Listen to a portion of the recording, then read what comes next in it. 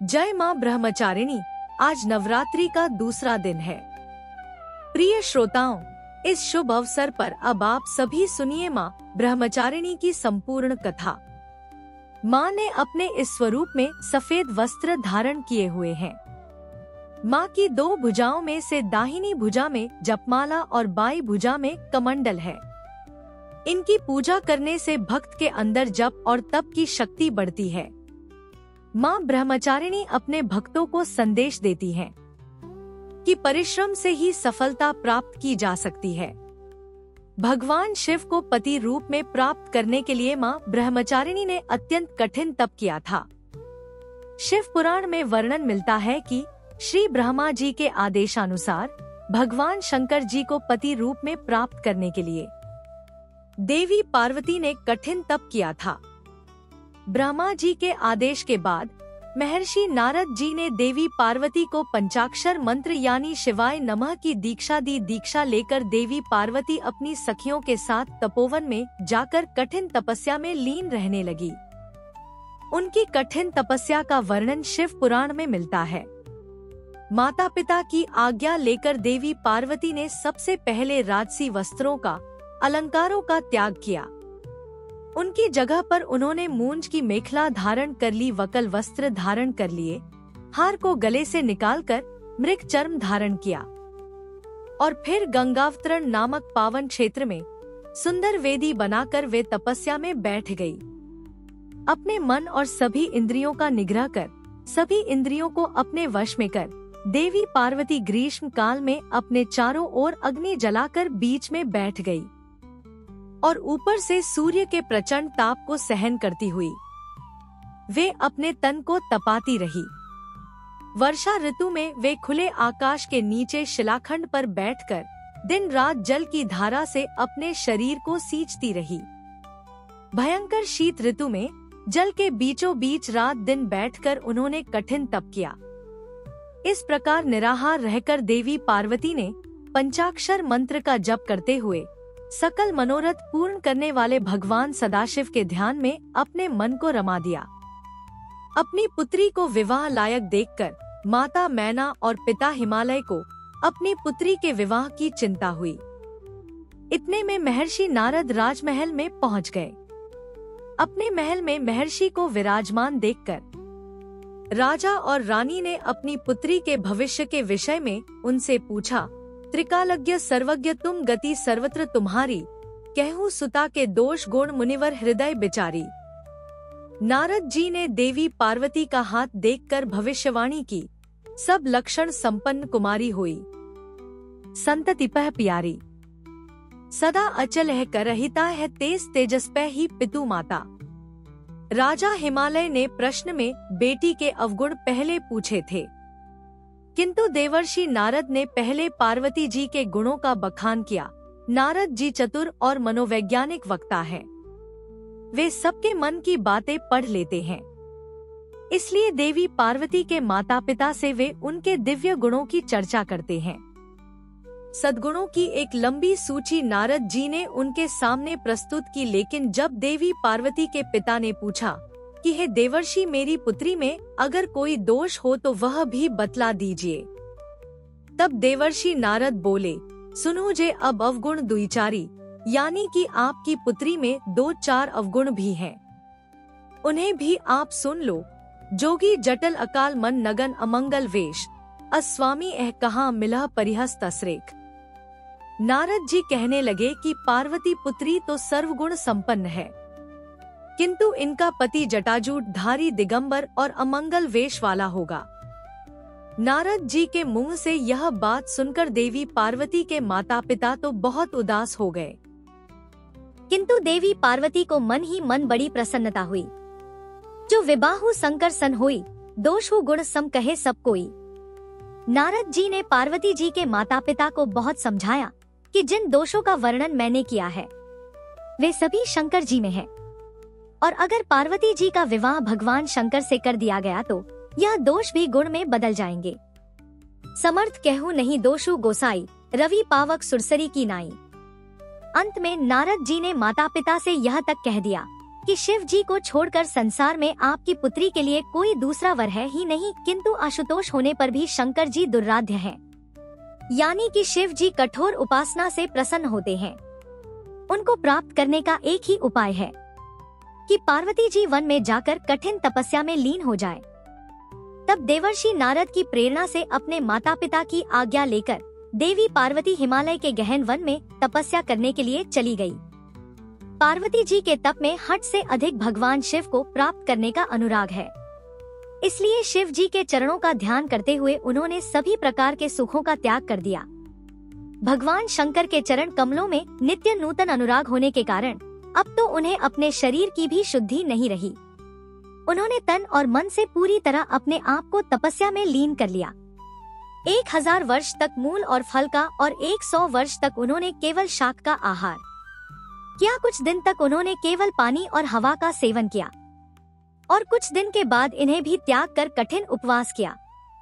फिर इन्होंने वृक्ष से गिरी हुई बेल की सूखी पत्तियां खाकर 3000 वर्ष बिताई। जब देवी पार्वती ने सूखी पत्तियां भी खाना बंद कर दिया तब उनका नाम पड़ गया अपर्णा। तभी देवी पार्वती की इस कठिन तपस्या को देखकर आकाशवाणी हुई कि हे देवी, तुम्हारे मनोरथ पूर्ण हो गए, अब तुम हठ और तप छोड़कर अपने घर चली जाओ।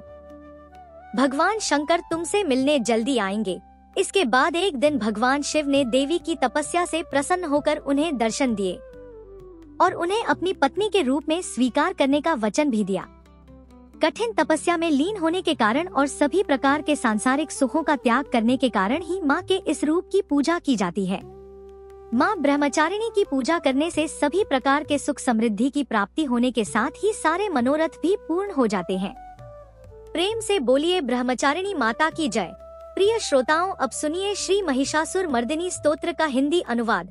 हे हिमालय राज की पुत्री, है गिरजा देवी, विश्व को आनंदित करने वाली देवी, नंदी गणों द्वारा पूजित, गिरिश्रेष्ठ विंध्याचल के शिखर पर निवास करने वाली देवी, अपनी लीला से भगवान श्री विष्णु को प्रसन्न करने वाली, इंद्रदेव के द्वारा नमस्कृत भगवान नीलकंठ की पत्नी, विश्व में विशाल कुटुंब वाली और विश्व को संपन्नता देने वाली है महिषासुर सुर का मर्दन करने वाली भगवती, अपने बालों की लता से आकर्षित करने वाली पर्वत की पुत्री, आपकी जय हो, जय हो, जय हो। देवों को वरदान देने वाली, दुर्धर और दुर्मुख असुरों को मारने वाली और स्वयं में ही हर्षित रहने वाली, तीनों लोकों का पोषण करने वाली, शंकर जी को संतुष्ट करने वाली, पापों को हरने वाली और घोर गर्जना करने वाली, दानवों पर क्रोध करने वाली, अहंकारियों के घमंड को सुखा देने वाली, समुद्र की पुत्री, हे महिषासुर का मर्दन करने वाली, अपने बालों की लता से आकर्षित करने वाली,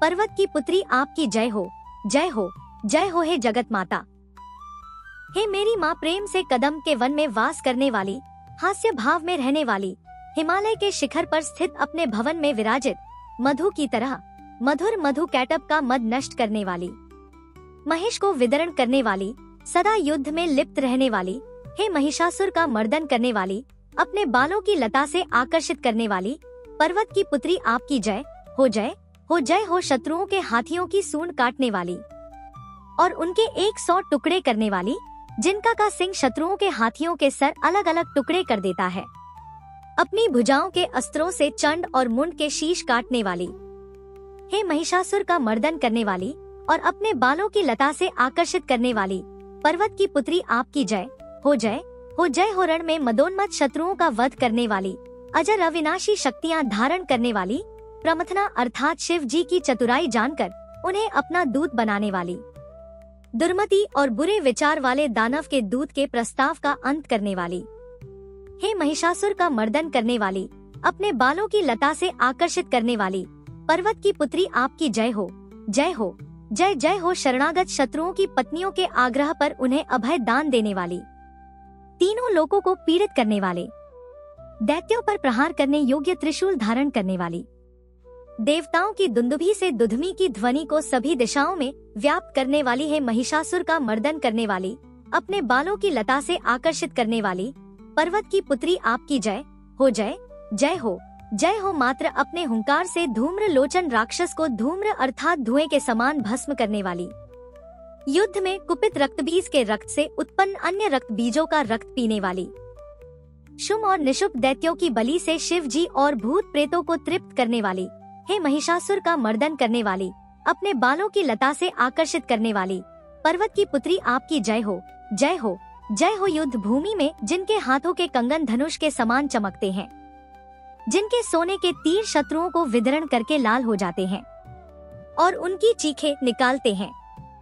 चारों प्रकार की सेनाओं, हाथी, घोड़ा, पैदल, रथ का सहार करने वाली, अनेक प्रकार की ध्वनि करने वाले, बटुकों को उत्पन्न करने वाली, हे महिषासुर का मर्दन करने वाली, अपने बालों की लता से आकर्षित करने वाली, पर्वत की पुत्री आपकी जय हो, जय हो, जय हो। देवांगनाओं के तत्, था, थे, थई आदि शब्दों से युक्त भाव में नृत्य में मग्न रहने वाली, कुत अड्डी विभिन्न प्रकार की मात्राओं वाले ताल वाले स्वर्गीय गीतों को सुनने में लीन, मृदंग की धुकट धीमी धीमी आदि गंभीर ध्वनि सुनने में लिप्त रहने वाली है महिषासुर का मर्दन करने वाली, अपने बालों की लता से आकर्षित करने वाली, पर्वत की पुत्री आपकी जय हो, जय हो, जय हो। जय जयकार करने और स्तुति करने वाले, समस्त विश्व के द्वारा नमस्कृत, अपने नपुर के झंझन और झिमझिम शब्दों से भूतपति महादेव को मोहित करने वाली, नटी नटों के नायक अर्धनारीश्वर के नृत्य से सुशोभित नाट्य में तल्लीन रहने वाली है महिषासुर का मर्दन करने वाली, अपने बालों की लता से आकर्षित करने वाली, पर्वत की पुत्री आपकी जय हो, जय हो, जय हो। आकर्षक कांत के साथ अति सुंदर मन से युक्त और रात्रि के आश्रय अर्थात चंद्र देव की आभा को अपने चेहरे की सुंदरता से फीका करने वाली, काले भंवरों के समान सुंदर नेत्रों वाली, हे महिषासुर का मर्दन करने वाली, अपने बालों की लता से आकर्षित करने वाली, पर्वत की पुत्री आपकी जय हो, जय हो, जय हो। महायोद्धाओं से युद्ध में चमेली के पुष्पों की तरह कोमल स्त्रियों के साथ रहने वाली तथा चमेली की लताओं की तरह कोमल भील स्त्रियों से जो झिंगुरों के झुंड की तरह घिरी हुई है, चेहरे पर उल्लास से उत्पन्न उषा काल के सूर्य और खिले हुए लाल पुष्प के समान मुस्कान वाली, हे महिषासुर का मर्दन करने वाली, अपने बालों की लता से आकर्षित करने वाली, पर्वत की पुत्री आपकी जय हो, जय हो, जय हो। जिसके कानों से लगातार मद बहता रहता है, उस हाथी के समान उत्तेजित, हे गजेश्वरी, तीनों लोकों के आभूषण रूप सौंदर्य शक्ति और कलाओं से सुशोभित, हे राजपुत्री, सुंदर मुस्कान वाली स्त्रियों को पाने के लिए मन में मोह उत्पन्न करने वाली, मन्मथ की पुत्री के समान, हे महिषासुर का मर्दन करने वाली, अपने बालों की लता से आकर्षित करने वाली, पर्वत की पुत्री आपकी जय हो, जय हो, जय हो। जिनका कमल दल के समान कोमल स्वच्छ और कांत से युक्त मस्तक है, हंसों के समान जिनकी चाल है, जिनसे सभी कलाओं का उद्भव हुआ है, जिनके बालों में भंवरों से घिरे कुमुदनी के पुष्प और बकुल पुष्प सुशोभित हैं, उन महिषासुर का मर्दन करने वाली, अपने बालों की लता से आकर्षित करने वाली, पर्वत की पुत्री जय हो, जय हो, जय हो। जिनके हाथों की मुरली से बहने वाली ध्वनि से कोयल की आवाज भी लज्जित हो जाती है, जो खिले हुए फूलों से रंगीन पर्वतों से विचरती हुई पुलिंद जनजाति की स्त्रियों के साथ मनोहर गीत गाती हैं, जो सद्गुणों से संपन्न शबरी जाति की स्त्रियों के साथ खेलती हैं, उन महिषासुर का मर्दन करने वाली, अपने बालों की लता से आकर्षित करने वाली, पर्वत की पुत्री आपकी जय हो, जय हो, जय हो। जिनकी चमक से चंद्रमा की रोशनी फीकी पड़ जाए, ऐसे सुंदर रेशम के वस्त्रों से जिनकी कमर सुशोभित है, देवताओं और असुरों के सर झुकने पर उनके मुकुट की मणियों से जिनके पैरों के नाखून चंद्रमा की तरह दमकते हैं, और जैसे जैसे सोने के पर्वतों पर विजय पाकर कोई हाथी मधोमत हो जाता है, वैसे ही देवी के उच्च कलश की तरह प्रतीत होते हैं। ऐसी है महिषासुर का मर्दन करने वाली, अपने बालों की लता से आकर्षित करने वाली, पर्वत की पुत्री आपकी जय हो, जय हो, जय हो। सहस्त्रों दैत्यों के सहस्त्रों हाथों से सहस्त्रों युद्ध जीतने वाली और सहस्त्रों हाथों से पूजित सुर तारक उत्पन्न करने वाली, उसका तारकासुर के साथ युद्ध कराने वाली, राजा सूरत और समाधि नामक वैश्य की भक्ति से समान रूप से संतुष्ट होने वाली, हे महिषासुर का मर्दन करने वाली, बालों की लता से आकर्षित करने वाली, पर्वत की पुत्री आपकी जय हो, जय हो, जय हो। जो भी आपके दयामय पद कमलों की सेवा करता है, हे कमले, वह व्यक्ति कमल निवास कैसे ना बने। हे शिवे, आपके पद कमल ही परम पद है, उनका ध्यान करने पर भी परम पद मैं कैसे नहीं पाऊंगा। हे महिषासुर का मर्दन करने वाली, बालों की लता से आकर्षित करने वाली, पर्वत की पुत्री आपकी जय हो, जय हो, जय हो। सोने के समान चमकते हुए नदी के जल से जो आपके रंग भवन में छिड़काव करेगा, वह इंद्राणी के वक्ष से आलिंगित होने वाले इंद्र के समान सुखानुभूति को क्यों नहीं पाएगा। हे वाणी, हे महासरस्वती, आप में मांगल्य का निवास है। मैं आपके चरणों की शरण लेता हूँ। हे महिषासुर का मर्दन करने वाली, बालों की लता से आकर्षित करने वाली पर्वत की पुत्री, आपकी जय हो, जय हो, जय हो। आपका निर्मल चंद्र समान मुख चंद्रमा का निवास है, जो सभी अशुद्धियों को दूर कर देता है। नहीं तो क्यों मेरा मन इंद्रपुरी की सुंदर स्त्रियों से विमुख हो गया है। मेरे मत के अनुसार आपकी कृपा के बिना शिव नाम के धन की प्राप्ति कैसे संभव हो सकती है। हे महिषासुर का मर्दन करने वाली, बालों की लता से आकर्षित करने वाली पर्वत की पुत्री, आपकी जय हो, जय हो, जय हो। हे दीनों पर दया करने वाली उमा, मुझ पर भी दया कर ही दो। हे जगत जननी, जैसे आप दया की वर्षा करती हो वैसे ही तीरों की भी वर्षा करती हो, इसलिए इस समय जैसा आपको उचित लगे वैसा करो। मेरे पाप और ताप दूर कर दो। हे महिषासुर का मर्दन करने वाली, बालों की लता से आकर्षित करने वाली पर्वत की पुत्री, आपकी जय हो, जय हो, जय हो। सभी प्रेम से बोलिए माँ ब्रह्मचारिणी की जय।